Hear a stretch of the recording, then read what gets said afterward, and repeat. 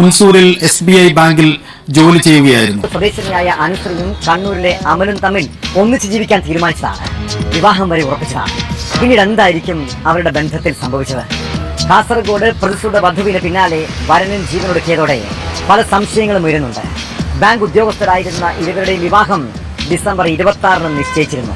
കർണാടകയിൽ നിന്നും ഒരു ദുഃഖകരമായ ഒരു സംഭവമാണ് വരുന്നത്. അതായത് കാസർഗോഡ് പൂച്ചാക്കൽ സ്വദേശി അനുശ്രീ എന്ന് പറയുന്ന ബാങ്ക് ജീവനക്കാരി, SBIയിൽ ബാങ്ക് ജീവനക്കാരിയാണ്. ജീവൻ ഒടുക്കിയ നിലയിൽ, അതായത് ഉൻസൂറിൽ താമസ സ്ഥലത്താണ് ജീവൻ ഒടുക്കിയ നിലയിൽ കണ്ടെത്തിയത്. അവിടെ വിവാഹം നിശ്ചയിച്ചിരുന്നു. ഡിസംബറിലാണ് വിവാഹം നടത്താൻ നിശ്ചയിച്ചിരുന്നത്. ഇപ്പോഴും വരുന്ന മറ്റൊരു വാർത്ത എന്താണെന്ന് വെച്ച് കഴിഞ്ഞാൽ, വിവാഹം നിശ്ചയിച്ച അമൽ എന്ന് പറയുന്ന പയ്യനും എറണാകുളത്ത് ജീവൻ ഒടുക്കിയ നിലയിൽ കണ്ടെത്തി എന്നുള്ള ഒരു വാർത്തയാണ് വരുന്നത്. അതായത് ചെറിയ പ്രായമാണ്. അതുപോലെ തന്നെ എന്ന് പറഞ്ഞു കഴിഞ്ഞാൽ വിവാഹം നിശ്ചയിച്ചവരാണ്. എന്തിൻ്റെ പേരിലാണ് ഇവർ രണ്ടുപേരും ഇങ്ങനെ ചെയ്തതെന്ന് കൃത്യമായിട്ടുള്ള അറിവൊന്നുമില്ല.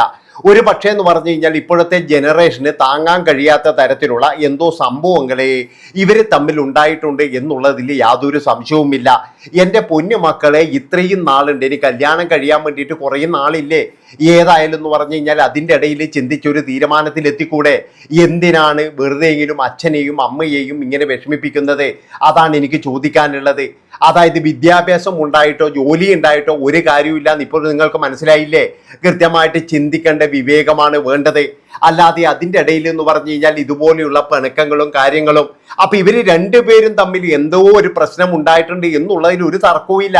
അല്ലാതെ എന്ന് പറഞ്ഞു കഴിഞ്ഞാൽ ഒരാൾ അവിടെ ജീവൻ കൊടുക്കുന്നു, അത് കേട്ട് മണിക്കൂറുകൾക്ക് ശേഷമാണ് ഒരാൾ എറണാകുളത്ത് ജീവൻ കൊടുക്കുന്നത്.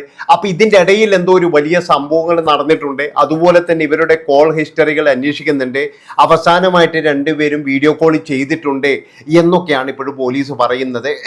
ഏതായാലും അന്വേഷണം ആരംഭിച്ചു കൊണ്ടിരിക്കുകയാണ്.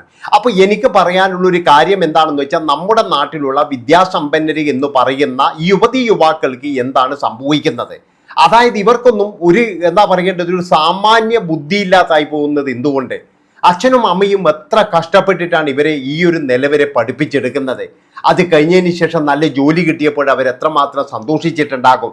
ഇവിടെ ഒരു ഗതിയും പരഗതിയും ഇല്ലാത്ത ആൾക്കാർ വരെ എന്ന് പറഞ്ഞാൽ ജീവിക്കാൻ വേണ്ടിയിട്ട് നെട്ടോട്ട് ഓടുന്നില്ലേ? വളരെയധികം കഷ്ടപ്പെട്ട് ജീവിക്കുന്നില്ലേ? എത്രമാത്രം ദുരിതങ്ങൾ താണ്ടി ജീവിക്കുന്നവരുണ്ട്. അവിടെയാണ് ഇങ്ങനെയുള്ള പണമുള്ള അല്ലെങ്കിൽ ബാങ്ക് ജീവനക്കാരിയാവുമ്പോൾ അത്യാവശ്യം സാമ്പത്തികമൊക്കെ ഉണ്ടാവുമല്ലോ. വീട്ടിലൊന്നും കൊടുക്കേണ്ടി വരുകയും ചെയ്യില്ല. വീട്ടുകാർക്കും അത്യാവശ്യം സാമ്പത്തികമൊക്കെ ഉണ്ടാകും. രണ്ടുപേരുടെയും കുടുംബത്തെ നോക്കിക്കഴിഞ്ഞാൽ രണ്ടുപേരും അത്യാവശ്യം സാമ്പത്തിക ശേഷിയുള്ളവർ തന്നെയാണ്. അതുകൊണ്ടാണ് ഞാൻ ചോദിക്കുന്നത്, ഇവർക്ക് എന്താണ് സംഭവിച്ചത്?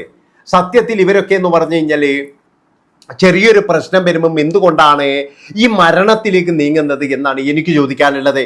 അതായത് വിദ്യാഭ്യാസത്തിൽ ഉപരി ഇവർക്കൊക്കെ കൊടുക്കേണ്ട ഒരു മാനസികമായിട്ടുള്ളൊരു പിന്തുണയുണ്ട്. ഇന്നത്തെ കുട്ടികൾ എന്ന് പറഞ്ഞു കഴിഞ്ഞാൽ ആർക്കെന്ന് പറഞ്ഞാൽ മാനസികപരമായിട്ടൊരു പിന്തുണ ഒരു ഇതുമില്ല. അതായത് മാനസികപരമായിട്ട് എങ്ങനെ വളരണം. എൻ്റെ അഭിപ്രായം പറഞ്ഞു കഴിഞ്ഞാൽ വിദ്യാഭ്യാസത്തിന് ശേഷം എന്ന് പറഞ്ഞ് ഇവർ എവിടെയെങ്കിലും പോയിട്ട് കുറച്ചു കാലം ഒറ്റയ്ക്ക് ജീവിക്കണം. അതാണ് വേണ്ടത്. അവിടുന്ന് മാത്രമേ കിട്ടുള്ളൂ. മാനസികപരമായിട്ടുള്ള ധൈര്യം കിട്ടണമെങ്കിൽ ഇവർ വിദ്യാഭ്യാസത്തിന് ശേഷം എവിടെയെങ്കിലും ഒറ്റയ്ക്ക് പോയിട്ട് ജീവിക്കണം. അതെങ്ങനെയാണ്? ഇപ്പോഴത്തെ മാതാപിതാക്കൾ എന്ന് പറഞ്ഞാൽ അധികമൊന്നും ഇല്ലല്ലോ. അതായത് ഉണ്ടെങ്കിൽ തന്നെ എന്ന് പറഞ്ഞാൽ 1 2 മക്കളാണ് ഉണ്ടാവുക. അവരെയാണെങ്കിലും എന്ന് പറഞ്ഞു കഴിഞ്ഞാൽ പൊന്നു പോലെ നോക്കാന്നൊക്കെ പറയുന്നില്ലേ? അതല്ല വേണ്ടത്. അങ്ങനെയാകുമ്പോഴെന്ന് പറഞ്ഞാൽ അവർക്ക് കൂട്ടുകാരുണ്ടാവില്ല. അല്ലെങ്കിൽ ഇതുപോലൊരു നിർണായക നിലപാടുകളിൽ അവർക്കെന്ന് പറഞ്ഞാൽ പിടിച്ചു നിൽക്കാൻ കഴിയാത്തത്ര മാനസിക സമ്മർദ്ദങ്ങൾ വരും. അങ്ങനെ അവർ ജീവൻ കൊടുക്കുകയും ചെയ്യും. ഇതിപ്പോഴെന്ന് പറഞ്ഞു കഴിഞ്ഞാൽ 2 പേര് തമ്മിൽ എന്ന് പറഞ്ഞു കഴിഞ്ഞാൽ അവർ കല്യാണം നിശ്ചയിച്ചു കാര്യം തന്നെയാണ്. അത് കഴിഞ്ഞതിന് ശേഷം എന്ന് പറഞ്ഞാൽ അവർ പല കാര്യങ്ങളിലും അഭിപ്രായ വ്യത്യാസം ഉണ്ടാക്കാൻ തുടങ്ങി. അതുപോലെ തന്നെ ചിലപ്പോൾ ഇവർ നല്ല രീതിയിൽ പ്രണയിച്ചിട്ടുണ്ടാകും. അതായത് ഒഴിവാക്കാനും കഴിയില്ല, എന്നാൽ ഏറ്റെടുത്ത് കഴിഞ്ഞാൽ വലിയ പ്രശ്നമാണ് എന്നുള്ള നിലയിലേക്കാണ് വരുന്നത്. ഇന്നിപ്പോഴും പല രക്ഷിതാക്കളും അറിയാത്ത കാര്യങ്ങളുണ്ട്. ഞാൻ നിങ്ങളോട് പറഞ്ഞുതരാം. എന്താണെന്ന് വെച്ച് കഴിഞ്ഞാൽ, നിങ്ങളുടെ മക്കള് കല്യാണം കഴിക്കാൻ വേണ്ടിയിട്ട് ഒരു 3 4 മാസം നിങ്ങൾ ഗ്യാപ്പ് അങ്ങ് കൊടുക്കും. ആ 3 4 മാസങ്ങളിൽ ഇവരുടെ ജീവിതത്തിലേക്ക് വരുന്നതെന്ന് പറഞ്ഞാൽ വലിയ സംശയങ്ങൾ, അതുപോലെ തന്നെ എന്ന് പറഞ്ഞാൽ വലിയ വലിയ പ്രശ്നങ്ങൾ. ഇതിപ്പോഴെന്ന് പറഞ്ഞാൽ അവർക്ക് രണ്ടുപേർക്ക് പിരിയാനും കഴിയുന്നില്ല, എന്നാൽ അവർക്ക് കല്യാണം കഴിക്കാതിരിക്കാനും കഴിയില്ല. കാരണം എന്താണെന്ന് വെച്ച് കഴിഞ്ഞാൽ, പിരിഞ്ഞു കഴിഞ്ഞാൽ നാട്ടുകാരെന്ത് വിചാരിക്കും? അതുമാത്രവുമല്ല, ആണ് പെണ്ണിനെ വിചാരിക്കും ഇനിയിപ്പോൾ ഇവളെ നല്ലൊരുത്തം കെട്ടിപ്പോകൂലേ. അതുപോലെ തന്നെ പെണ്ണിങ്ങോട്ടും വിചാരിക്കും ഇവനെ ഇപ്പോഴും വേറെ ഏതെങ്കിലും ഒരുത്തി കെട്ടിപ്പോകൂലേ. അങ്ങനെയൊക്കെ വിചാരിച്ചിട്ട് ഇവർ രണ്ടുപേരും എന്ത് ചെയ്യും? കല്യാണം ഇങ്ങനെ ഇങ്ങും കഴിക്കും. ജീവിതം. അത് കഴിഞ്ഞതിന് ശേഷം എന്ന് പറഞ്ഞു കഴിഞ്ഞാൽ 1 വർഷത്തിനുള്ളിലാണ് പിന്നീട് ഇവർ ഡിവോഴ്സ് ആകുന്നത്. അതാണ് നിങ്ങൾ മനസ്സിലാക്കേണ്ടത്. അതായത് നമ്മൾ ഈ സൈറ്റുകളിലും അവിടെ ഇവിടെയൊക്കെ കണ്ടിട്ട് പോകുന്ന കുട്ടികളെ ആരും സന്തോഷത്തിലൊന്നും അല്ല. അതായത് ഇവർ രണ്ടുപേരും പറയുന്നത് അവർക്ക് രണ്ടുപേർക്കും മനസ്സിലാകുന്നില്ല. അതാണ് എനിക്ക് മനസ്സിലാക്കാൻ കഴിഞ്ഞത്. 2 സൈറ്റുകളിൽ 2 ധ്രുവങ്ങളിൽ ഇപ്പോഴെന്ന് പറഞ്ഞാൽ കണ്ണൂരും കാസർഗോഡുമുള്ള 2 പേര് അവർ തമ്മിൽ പരസ്പരം അറിയത്തില്ല. അവരേതെങ്കിലും സൈറ്റ് വഴി കണ്ടുമുട്ടിയതായിരിക്കാം. പക്ഷേങ്കിൽ ഈ ചെറുപ്പക്കാരുടെ സ്വഭാവം എന്താണ്, അല്ലെങ്കിൽ ആ ചെറുപ്പക്കാരുടെ സ്വഭാവം എന്താണ് 2 വീട്ടുകാർക്കും അറിയില്ല. നേരെ മറിച്ച് എന്ന് പറഞ്ഞാൽ പണ്ടൊക്കെ എന്ന് പറഞ്ഞു കഴിഞ്ഞാൽ കല്യാണം കഴിക്കാൻ പോകുന്ന ചെറുക്കനെ പറ്റിയിട്ട് ഒരു ഏകദേശ ധാരണ ഉണ്ടാകും. അതെന്താണെന്ന് വെച്ച് കഴിഞ്ഞാൽ കല്യാണ ആലോചനകളെല്ലാം വരുന്നത് അയൽ വീട്ടിലോ അല്ലെങ്കിൽ ബന്ധു വീട്ടിലോ ഉള്ള ആരെങ്കിലും മുഖേനയായിരിക്കും. അതായത് ഈ ഒരു വീട്ടിൽ നമ്മുടെ വീട്ടിൽ ഒരു പെൺകുട്ടി ഉണ്ടെങ്കിൽ നമ്മുടെ ഏതെങ്കിലും ഒരു ബന്ധു പറയും എൻ്റെ ആങ്ങളയുടെ മകളുണ്ട്, എൻ്റെ പിന്നെ കുഞ്ഞമ്മയുടെ മകനുണ്ട് എന്നൊക്കെ പറഞ്ഞിട്ടുള്ള ബന്ധങ്ങളാണ് കൂടുതലും കൊണ്ടുവരുന്നത്.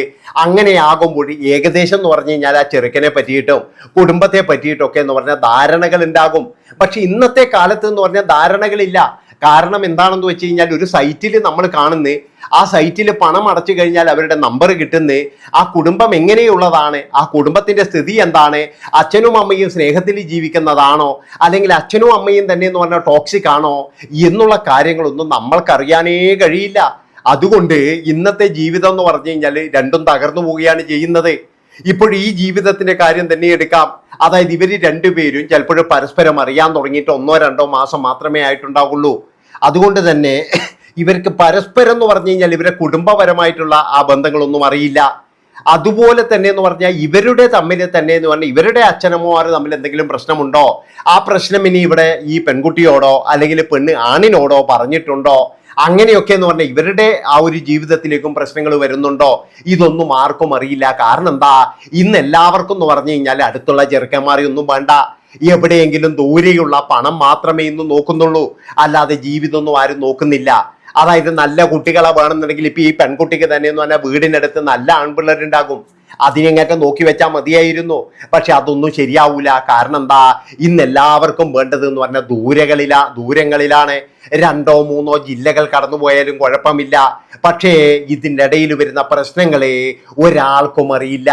കാരണം കല്യാണം കഴിഞ്ഞാൽ ചിലപ്പോഴെന്ന് പറഞ്ഞു കഴിഞ്ഞാൽ അവൻ്റെ വീട്ടുകാരെ പറ്റി അങ്ങനെ പറയുന്നുണ്ട്, ഇവിടെ വീട്ടുകാരെ പറ്റി ഇങ്ങനെ പറയുന്നുണ്ട്. അപ്പൊ അങ്ങനെ എന്ന് പറഞ്ഞു കഴിഞ്ഞാൽ പലതരത്തിലുള്ള പ്രശ്നങ്ങളുണ്ട്. ഇതൊന്നും പരസ്പരം ആരും പറയത്തില്ല. എല്ലാവർക്കും വേണ്ടത് എന്ന് പറഞ്ഞു കഴിഞ്ഞാൽ ദൂരെയിലെ ആൾക്കാരാണ്. അനുഭവിച്ചോ അത്രേ പറയാനുള്ളൂ. ഇപ്പൊ ആ ചെറുക്കൻ തന്നെ എന്ന് പറഞ്ഞാൽ അവന്റെ വീട്ടിന്റെ അടുത്ത് തന്നെ ഇഷ്ടംപോലെ പെൺകുട്ടികൾ ഉണ്ടാകും. പക്ഷെ സാമ്പത്തികപരമായിട്ട് ചിലപ്പോൾ താഴ്ന്നതായിരിക്കും, സാമ്പത്തികം ഉണ്ടാവില്ല. അങ്ങനെയൊക്കെ വിചാരിച്ചിട്ട് എന്ന് പറഞ്ഞു കഴിഞ്ഞാൽ കല്യാണം കഴിപ്പിക്കത്തില്ല. അപ്പൊ അതുപോലെ തന്നെയാണ് ഈ പെൺകുട്ടിയുടെയും. നല്ല ആൺപിള്ളേരുണ്ടാവും അവിടെ, പക്ഷെ അവിടെയൊന്നും കല്യാണം കഴിപ്പിക്കത്തില്ല. അങ്ങോട്ടും ഇങ്ങോട്ടും പരസ്പരം അറിയാത്ത ഈ സൈറ്റുകളിൽ കൂടി മാത്രം കാണുന്ന വിവാഹങ്ങളെ എത്ര എണ്ണം ഇന്ന് വിജയിച്ച് നിൽക്കുന്നുണ്ട് നിങ്ങൾ നോക്കിയാൽ മനസ്സിലാകും. നമ്മൾ 10,000-15,000 കൊടുത്തിട്ട് ഓരോ നമ്പറുകൾ വാങ്ങിക്കുന്നത്, ആ നമ്പറുമായിട്ട് പിന്നീട് ബന്ധപ്പെട്ട് നമ്മൾ ആ പെണ്ണ് കാണാൻ പോകുന്നത്, ആ ബന്ധങ്ങളെല്ലാം സുരക്ഷിതമായിട്ട് ഉണ്ടോ ഇപ്പോഴേ എന്ന് അന്വേഷിച്ച് നോക്കുക. അതുപോലെ തന്നെ ഓരോ ദിവസവും വരുന്ന ഡിവോഴ്സ് പെറ്റീഷനുകൾ അതും നോക്കുക. നന്ദി, നമസ്കാരം.